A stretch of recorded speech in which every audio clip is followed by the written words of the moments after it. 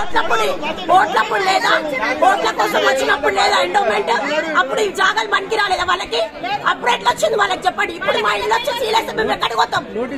మేము ఎక్కడికి పోతాం? మాకు ఏ నోటీసులు రాలేదు, మాకు ఏ నోటీసులు రాలేదు. ఇప్పుడు ఇది అన్యాయం కదా, ఇప్పుడు ఇది అన్యాయమా కాదా? మీరే చెప్పండి. ఇది ఎట్లా తీసుకుంటారు వాళ్ళు?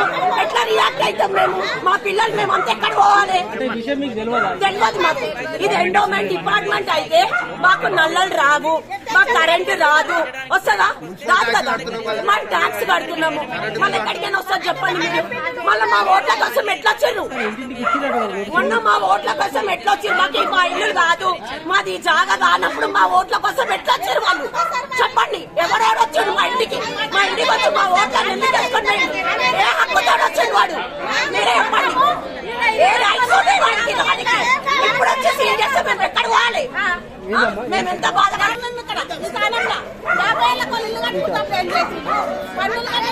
ప్రతి ఒక్క మా మామకు ప్రతి ఒక్కరు పిల్లలకు మా మన్మరాళ్ళు మన్మలకాలు అయినాయి. ఇప్పుడు మేము 50 ఏళ్ళకి మేము వచ్చి 50 ఏళ్ళ వాళ్ళు ఏం చేసింది? ప్రభుత్వం ఏం చేసింది?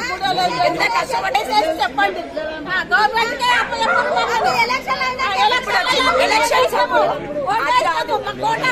ఎలక్షన్స్ అప్పుడు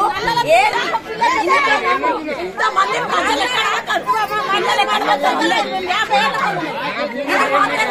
అది మాత్రం చెప్పండి.